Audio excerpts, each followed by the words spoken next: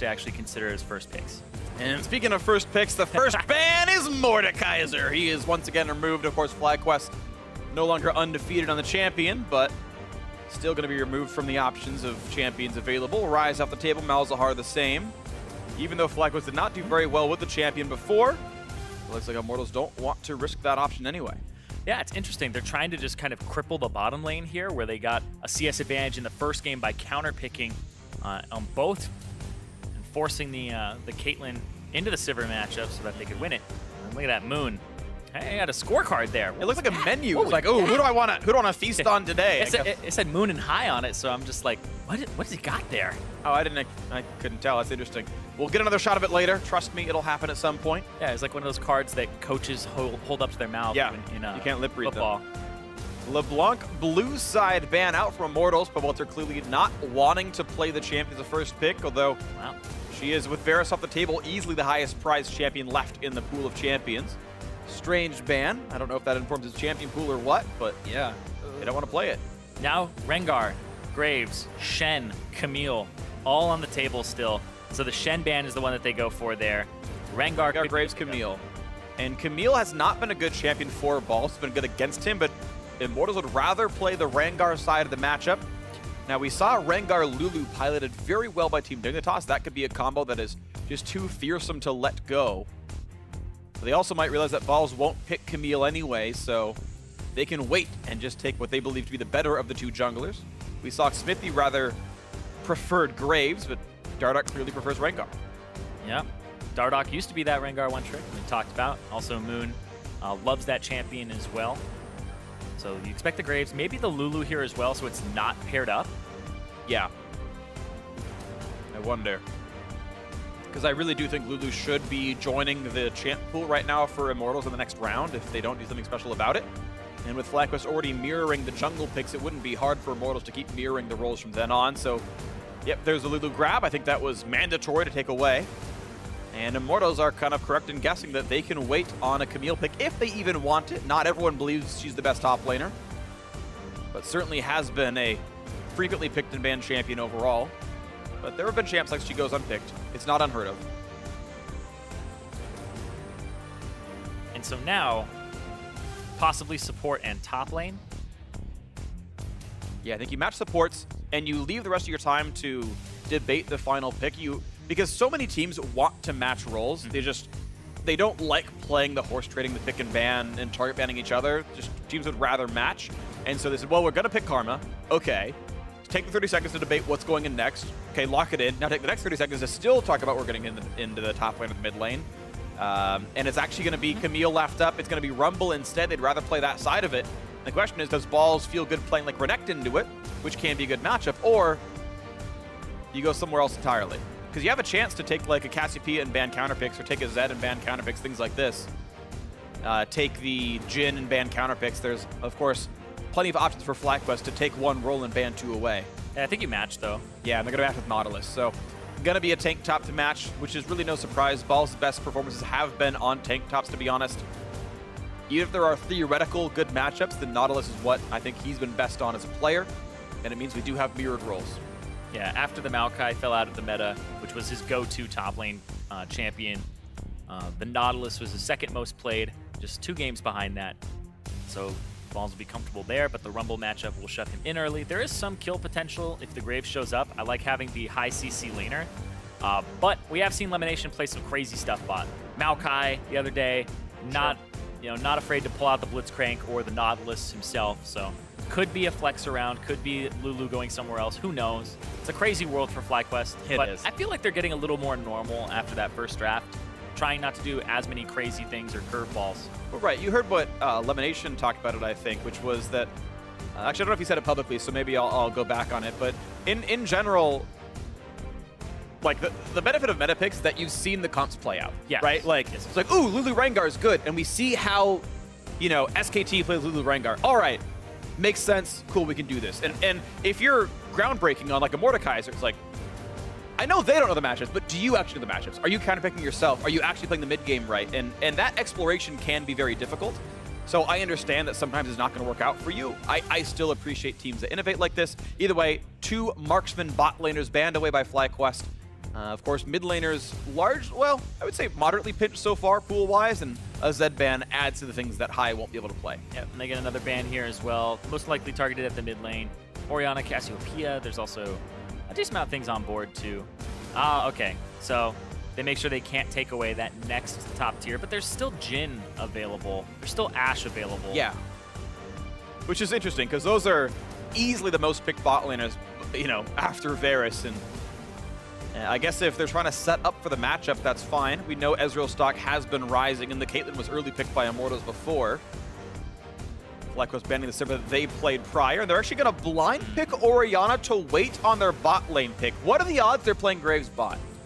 Oh, God. Like, I don't know. I don't know. Because mid lane is very counterpickable. Like, almost every team in the world is like, yeah, just grab a Jhin, and we'll just move on. Like, yeah, it could be. They have to have something planned. They have to, otherwise why would you blind Orianna? Yeah, it could Unless be. they really think it's that important. That's true. I mean, this is the lane that got destroyed last game, so you kind of want to see what they're playing, maybe play Ziggs into it. And we'll see, because Altec, he took a beating last game in terms of CS just right off the bat. Wasn't really, like, if you just take all things considered in that previous game and you just don't have that first blood go over the double kill mid, Altec still loses lane hard, and they slowly lose that turret. Yeah. Well, Jayce, Ashe being the pickup here, so there is magic damage on Immortals thanks to the earlier pick onto the Rumble.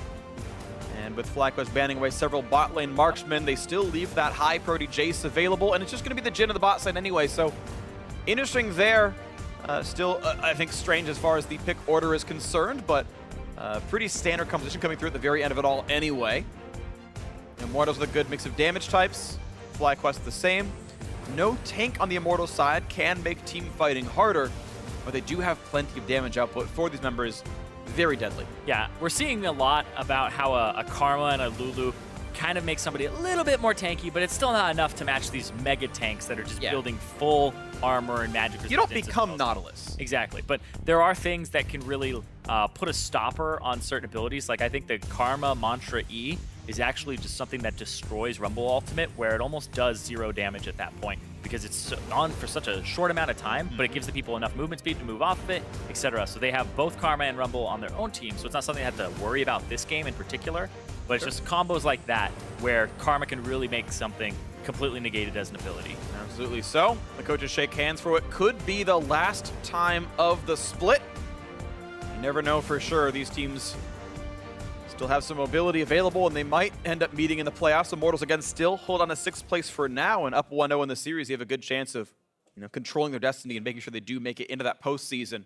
Immortals famous for disappointing in the semifinals, but the question is whether or not they could even get there this time around, and hoping they can win against FlyQuest. That will help quite a bit. Yeah, you go from disappointment, from losing in the semifinals, to, oh, if you make semifinals, it's probably actually really good. You're like, oh man, pleasant surprise. So now Immortals fans have to consider maybe they were looking a gift horse in the mouth previously. We'll see what they can do here in this one. The game is tied as Game 2 has just begun. Immortals absolutely slaughtered the first one. Flame and Pobelter on Shen and Katarina cracked the game apart, and they together smashed FlyQuest over their collective knees. This time around, FlyQuest hoping for a much better showing, and they definitely have the chance to. Moon had a slight early lead over Dardoch in Game 1. I do think that Immortals, the way that they're taking down FlyQuest is they're trying to pick apart Moon as soon as they get an advantage. So even when they're playing early game like this, they think they have a slight advantage if they're the ones invading and with the composition they have. So they start looking at, hey, let's just go in, let's start bullying Moon. And it worked last game. They started taking his blue buffs away. They started invading him when he's at Romp. So Dardoch is the type of player, and now it seems like Immortals are starting to be on the same page as him, that would invade and make sure that the jungler is even further behind Dardoch. So he can make all these plays that are so crazy, but the variance on them goes down if the other jungler shows up. We'll see what happens. Friends fighting, and Dardoch gonna face FlyQuest. He's waiting as late as he can for the camp to spawn. He sees him. And Moon says, hello, how about some buckshot? And Dardoch goes, ow! And now Olleh and Cody Sun are here, forcing the flash out of Moon. The re-engage looking pretty nice, and Jayce has inside track slightly. Dardoch's real low, and Big Raptor might tether. He's not gonna reset, actually, it's close enough, so. Yep. Dardoch's gonna be fine, actually gets the full camp, gets level 2, and really loses nothing of incredible value, to be honest. Only thing that happens is, you know, he uses potions a little bit earlier, has to use the smite, but that's going to put Moon quite far behind because he doesn't have flash now. He also doesn't get a leash, so he's going to be a bit behind. But it doesn't matter in terms of HP. Graves is very healthy when it comes to the clear. But he's a full camp behind. Dardoch is done with red by the time Moon's done with blue.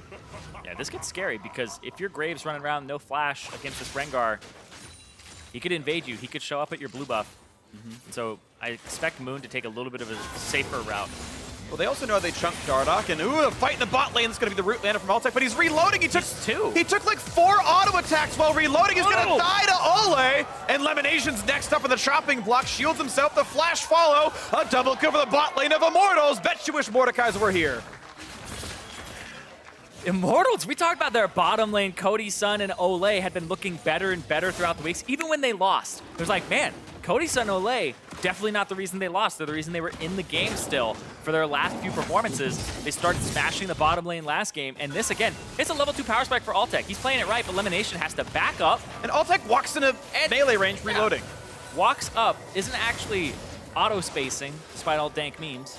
And Lemonnation, is donezo. He's gone, and Moon to the top side. Fight for the top side. Moon's going to queue across the minion wave, still getting the slows and a flame, who still has flash. Balls have hook. Okay, good flash that was required. Out they go, Pobelter looking for a bit. Trades with High, who has lost exhaust. Pobelter lost his exhaust as well. Gotta be careful for another shock blast after an acceleration gate. And Dardoch also running to the top side, so Moon, if he gets... Oh, yep, he's gonna walk. He's dead. Oh. Nope, not dead. He flashes, he's dead! It was right after all. Dardoch hooked into the turret, though. Beautiful by Balls, turns it around. But High is gone. Nice roam by Olleh, making the big play. As soon as they knew that Moon was topside, it's like he has no help mid. There's nothing that they can actually do about this. Olleh roams with the priority that he had, and then actually just comes up, boom, right there in the mid lane. And Pobelter with the shock blast acceleration gate as well after High, and both of them had to blow their flash. Okay, well, 4-1 start. Immortals are blasting this game apart just like the previous one. Cody Sun completely fine down here, and looks an awful lot like game 1. Oh, man. So you're talking about the argument about practicing early game. Immortals definitely have some good early game players here. Moon, yeah, you don't expect this to actually work or for him to go for that ballsy play, but that is insane. Nice Mantra Q, actually gets the slow there, forces the flash, and then Pobelter gets an easy pickings there. But it doesn't go over there. It goes over to the Fed support. And I feel like FlyQuest have turned into a pumpkin at this point. The Cinderella story, the team that everyone power ranked in the bottom 3. Suddenly, after 3 weeks, they're like, ooh, they're like a number 1 or 2 team. Wow, are they gonna...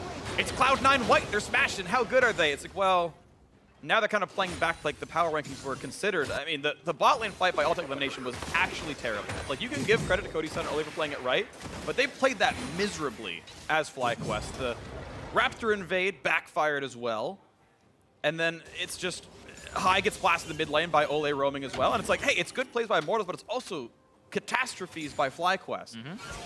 Everybody on the team has died except for Balls, and this is kind of like what happened last game, where every single lane starts losing. 1-3-1 comes online for the enemy team, and then Balls is like, how do I save this game? He didn't get kills or anything. Look at this, trying to turn it. Now looking for a little bit of something. Pobelter easily walking away. Stormraider Surge at work. Lands the trade and hops back out. No chance getting caught out by the Graves. And Immortals can keep riding this victory for a little bit more. You can see Balls chunked out under his turret, has very little HP, has no teleport. Flame's gonna hit 6, so this is, with the flash still up for Balls, he's gonna have to dodge it. Flame will probably put the equalizer on the back side of the turret and try to go for a kill. Next wave he's 6. We'll see. And I want to know if Flame can get Dardoch to come to this lane in time and look for that. Balls will be at about 700 HP. It's not, he's not in death range right now, but a 2-on-1 still a 2-on-1. Yeah, if he can get the shield out of Balls. Yeah, but right now, of course, there's no Rengar in sight, and he's going to be able to last it this pretty easily in the turret.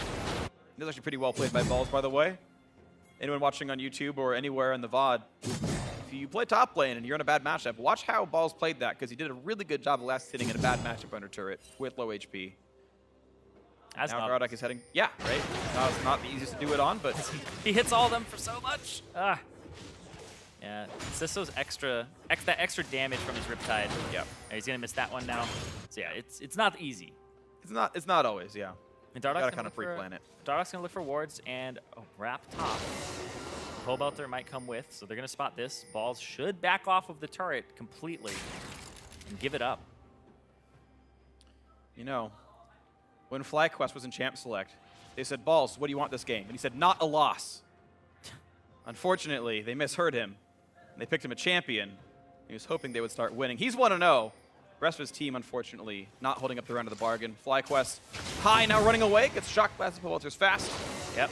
Graves is doing the red buff right now, and it looks like Lemonnation has inside track to mid. Wave to 2. Moon is there. Lots of damage. Nicely played. Exhaust blocks some of it. And now the rest of the trade is on. Pobelter running out of HP. They're trying to get the damage. Actually, I think Altec landed start of the Deadly Flourish. But now, of course, Dragon is angry, and he's forced to run away. That's the Dovahkiin Altec. Big damage out of Olleh. Forced to kite back, but the health bars are almost gone.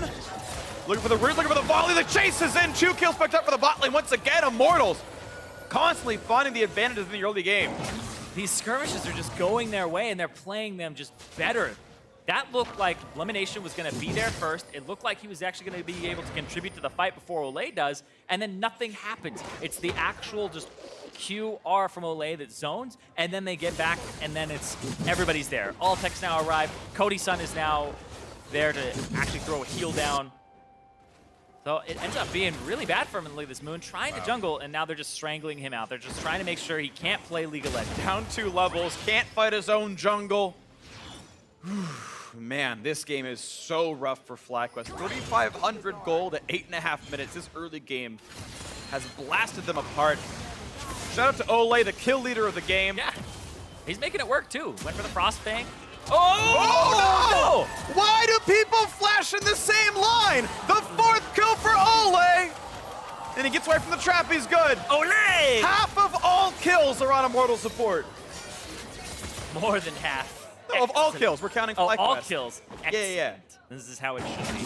Supports, go do your thing. Go out there. Bloodthirsty. Look at this. This roam, like Lemonnation, Moon, High, are all there first. It looks like it's going to be great. Exhaust comes out. Dardoch. Then they can't kill Pobelter. They overreach here. Good juke. Then Cody Sun with the heal to get Pobelter out. Doesn't die. Then the RQ from Olleh over the wall. Slows everybody. Hits all 3. Leaves them in a little bit of a pack there. And now he's just decimating them. The volley tags high.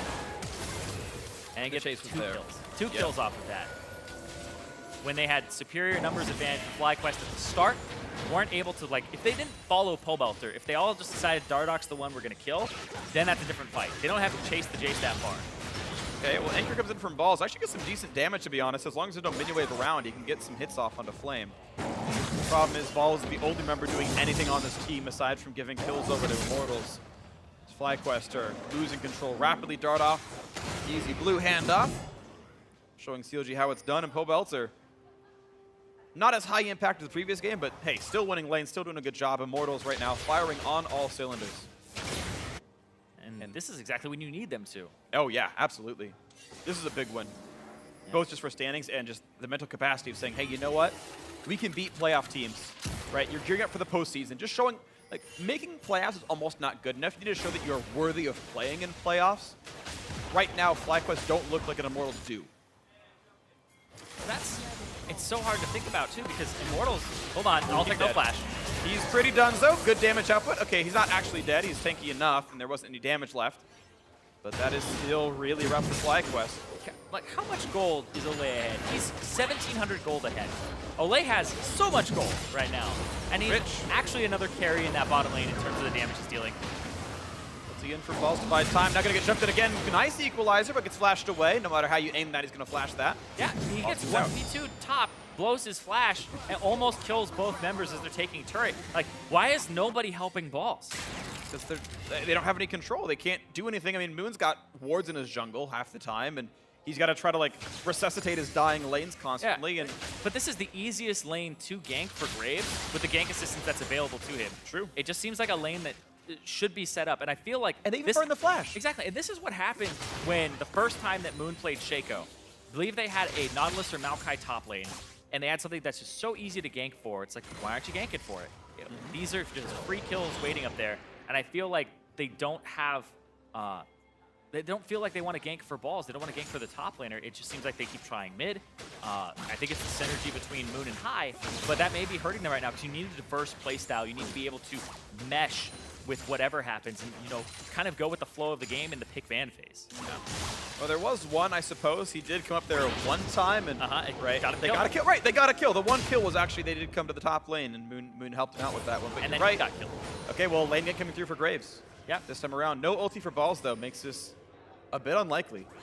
Flame has flash. Like, I don't see how you get this kill. Yeah, it's a little bit late here. He's gonna actually walk through an unsafe way. He'll do some damage here.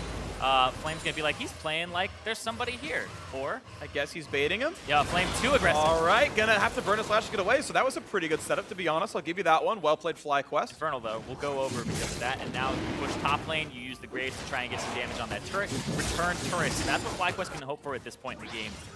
Just at least a return of objectives. But that's something. And honestly, especially with losing teams, I would love to take an outer turret for any Drake. Aside from Elder, I suppose. But it's the best you can do is try to get the gold back to close. Try to catch up in items, because items snowball real hard. And yeah. They're going to hope for more in the future. But they're not going to get it just yet. And it'll be a repeat gank from Moon to the top side with Flame having no flash. And Flame, actually a little bit too far forward here. Balls will have his ultimate soon.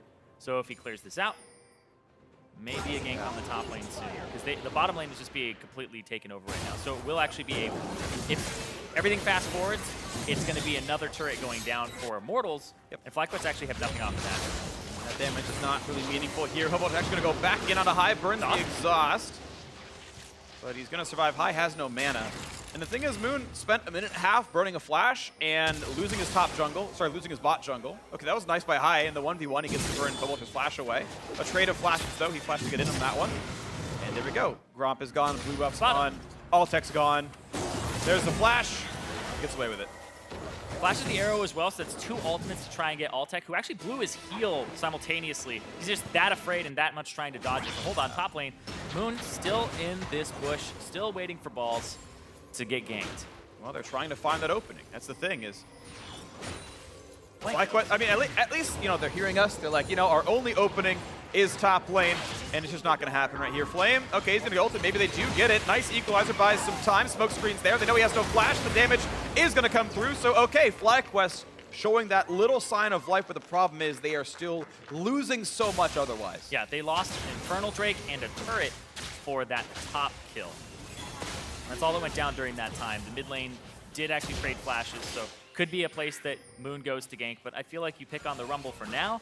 Don't play to losing lanes, because every other lane is losing now. It's not going to work. You're not going to get those kills. It's so hard. In a jungler in this position, it's difficult, because when you're also going top side to gank, you're losing control of your bottom side jungle. You're losing control of all that vision.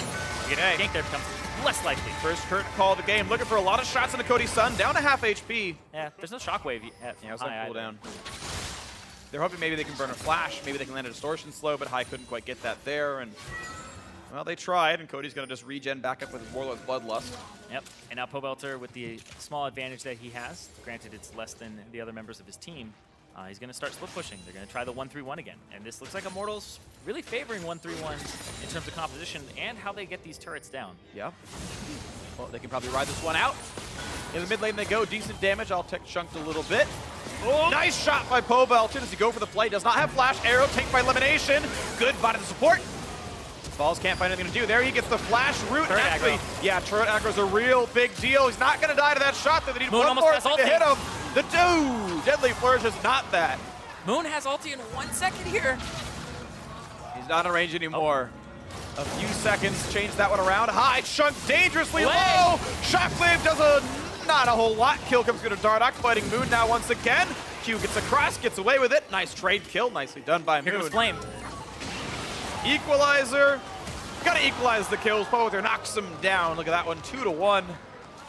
Immortals feeling good on that. Yeah, Immortals running a tankless composition, but it's working out for them. They're actually getting the poke damage down. They got the early advantage, and now they're getting these turrets down before Balls becomes a big threat, gets to group with the team.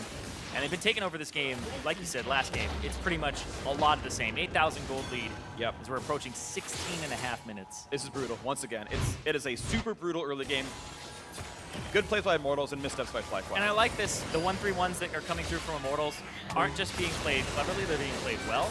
And so they're doing things like this where you come in from the side and you collapse both your top laner and whoever's split pushing on the other side, which is usually your mid laner, onto the middle, so there's really no safe place at that tier 1 turret for the enemy team. And Moon, he has his ultimate back up there, but he decides not to chase. Feels like it's not going to be enough. And then saves it there. Hold on. Pobelter. Whee! Fly, goodbye.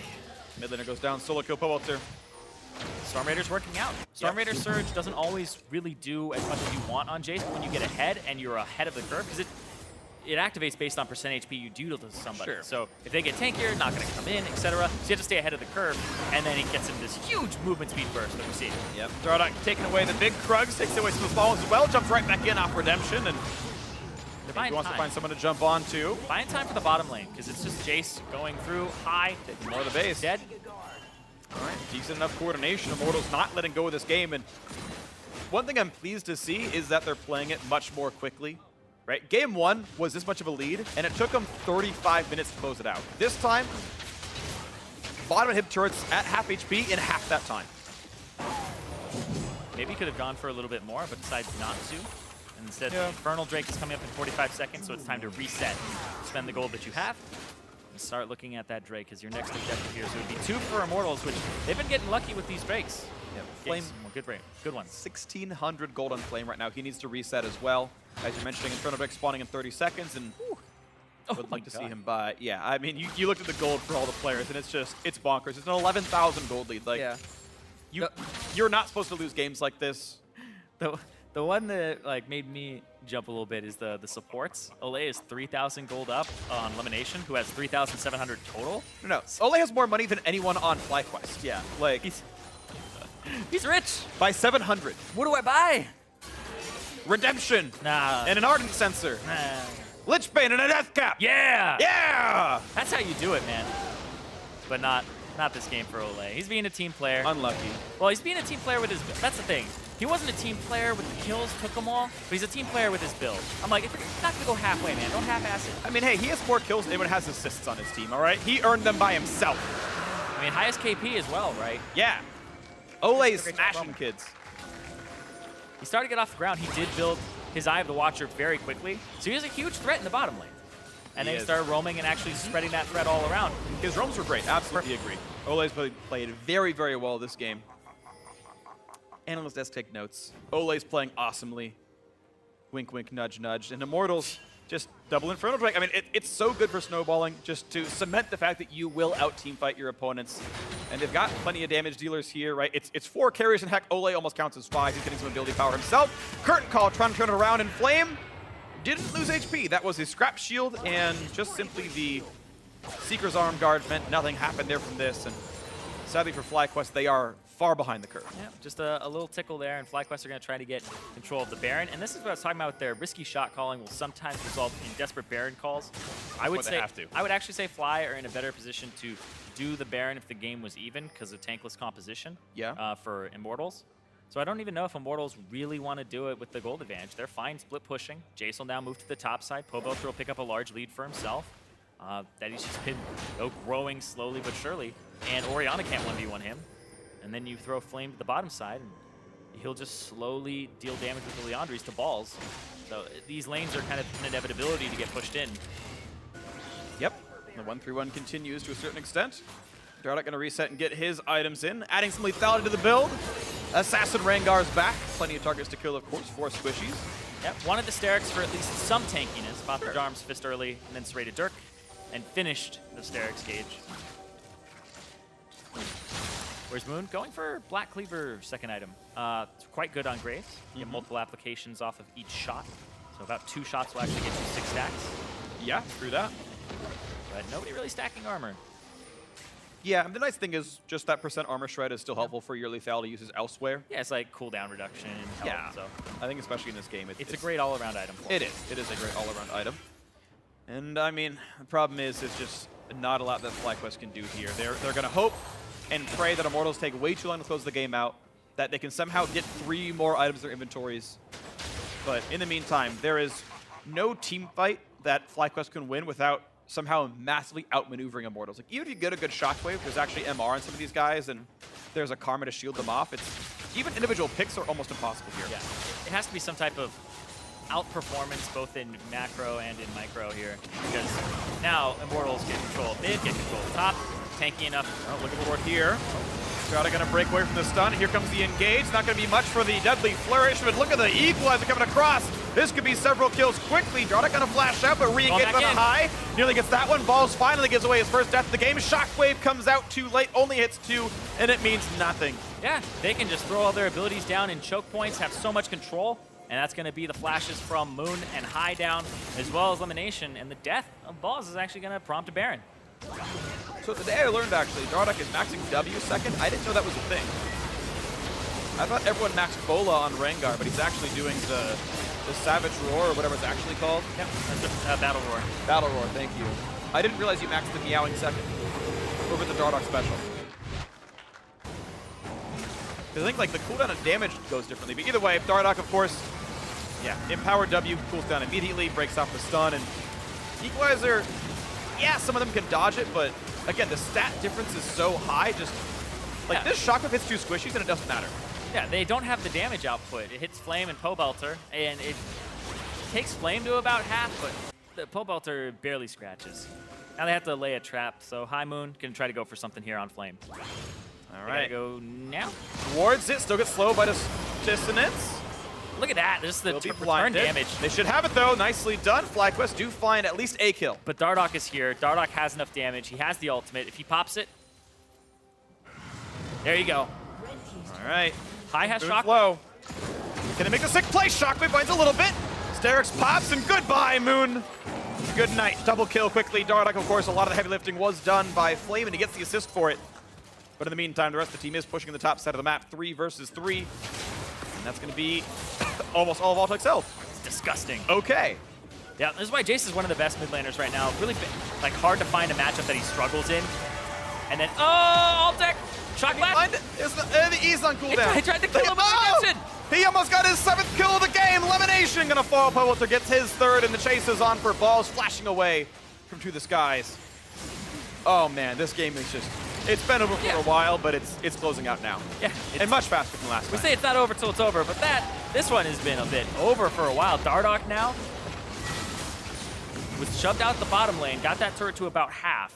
Now they're resetting because High and Moon are both back up. And it looks like it will be a full reset here for the Cloud Drake, about 40 seconds until that. Yeah, sure.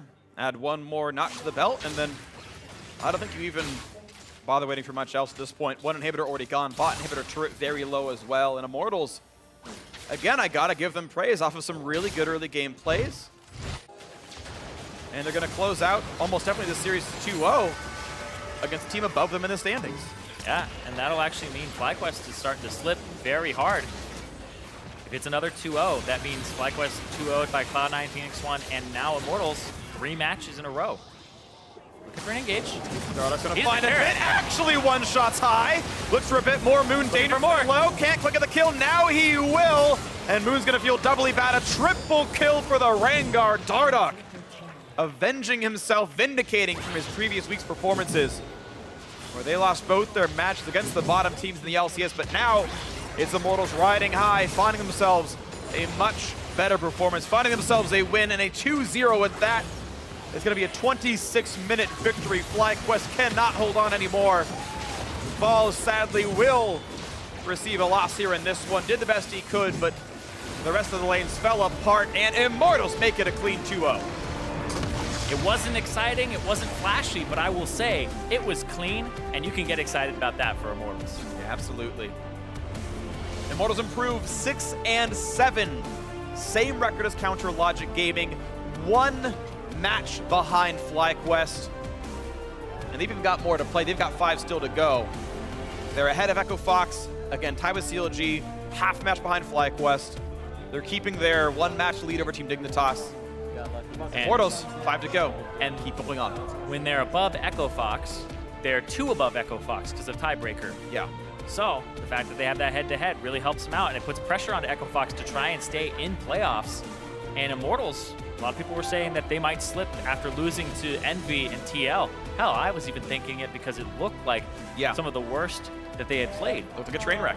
And now it's the complete opposite. Quick games, we're talking about 30 minutes, that one itself 25. And everybody really showing up in that game. Yeah, everyone really did. Olleh out-damaged 3 of the 5 members of FlyQuest. Still last in his team on the support, but a lot of damage coming out from Pobelter, Flame, and Dardoch, the three of them. A deathless game from Pobelter, deathless from the Immortals bottom lane as well. They definitely played pretty nicely, and it's just, hey, it's a win is a win, right? They smashed the early game. Like, it's weird calling them clean, just because I think they had some overdives, and when you're ahead that much, like, you almost can't lose the mid game. So I don't think their mid-game shot calling got tested, and that's still been an issue for them. But when you have an early game this good, it doesn't matter. And if they can somehow keep doing that, then the sky's the limit. Yeah, if your early game is so good, you don't have to play the late game. Exactly. So it's one of those things where if you're playing against a team that plays defense better, plays the first few minutes better, and less aggressive as compared to FlyQuest, which did try to force some things, and then the punish comes through and it gets turned around, it's much easier to play when you're ahead. But I will say that they closed it out rather quickly at 25 minutes and 42 seconds for themselves in the second game. First game was a little bit longer. They did have some of those slip-ups. Yeah. So it's just finding the different levers that they can pull and what they can do with their lead. If they have a lead, it's like, okay, when are we actually baiting Baron? Because they had some really good Baron baits in game one as opposed to doing it. And I think that's something that's really good to see from Immortals is we're so far ahead, we know how to actually leverage this and use it appropriately without overextending. Like you talked about overdives, they didn't overcommit to some things. Yeah, and in this one it was a lot better. So a great 2-0 win for Immortals. But now for a first-hand account on that win, let's hand it over to Kobe and the Immortals.